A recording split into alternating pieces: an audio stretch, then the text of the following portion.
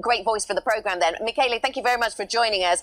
Undersecretary, can I ask you, the US is concerned about this. Do you understand why the US is concerned? Yes, no, I understand why they are concerned. I also understand why some of our European partners are also concerned, and we took them into account. We have had a constant dialogue with all of them, and the fact is that already almost half of European countries have already signed the MOU. Italy is not the first one.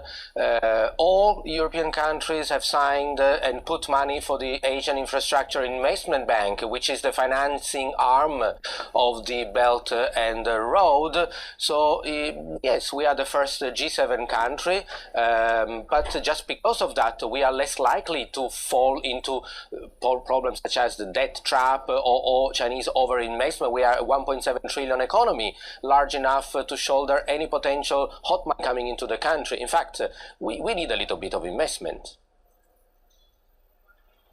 Yes, indeed. And Undersecretary, with a very large bond market, I wonder, are you hoping that the Chinese will buy Italian BTPs, buy Italian bonds as part of this Belt and Road Agreement?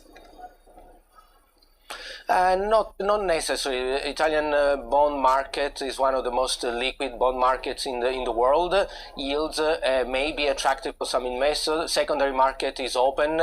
If any investor from any country wishes to purchase Italian BTP, they can do that, but that's not a direct relationship at government-to-government level. Michele, the U.S. has not been quiet about their concerns about the Chinese telecoms, namely Huawei. Does Italy plan to ban Huawei, or what sort of scrutiny will be along with Huawei if they do come into Italy?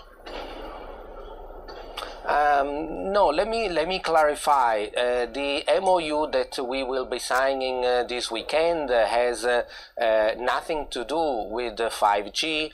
There are no names of specific companies, so the name Huawei is not mentioned, neither is mentioned any of the Italian company or Chinese company names. This is just a framework that establishes how Italy and China would wish to cooperate into the development of infrastructure along the Silk Road, which I think is a project that countries such as in Asia and Africa desperately needed. I tell you, as a technical economist, I believe that development of infrastructure is at the basis on every countries' economic sustainable development, and many of the countries along the Silk Road do lack those infrastructure.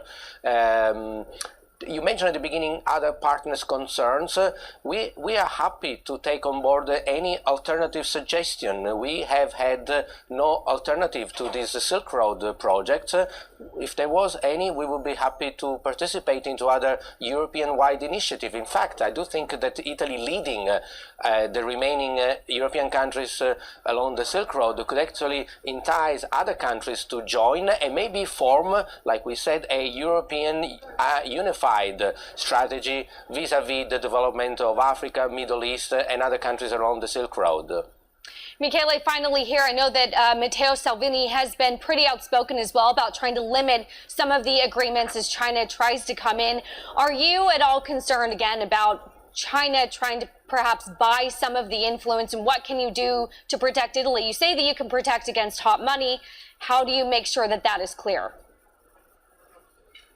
Well, let's look at the facts first. Over the last 10 years, China has a total accumulated FDI stock in Italy of 22 billion. In the UK, this reaches 80. In the US, 180.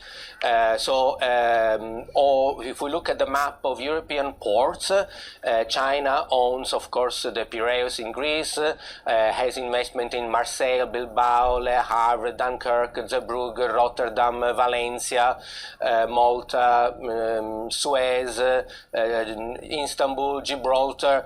The Silk Road is already in Europe. The train to China leaves from Duisburg in Germany.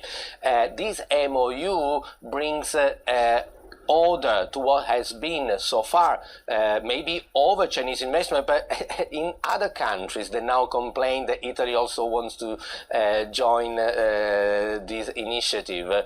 We have in Italy one of the strongest golden power mechanism that is managed by the office of the Prime Minister, one of the strongest in Europe, very similar to the CFIUS in the US, that prevents predatory M&A coming into Italy. And I am one of the biggest supporters of ring-fencing our strategic assets and allowing, indeed, greenfield instead of M&A, which is what has happened in the past.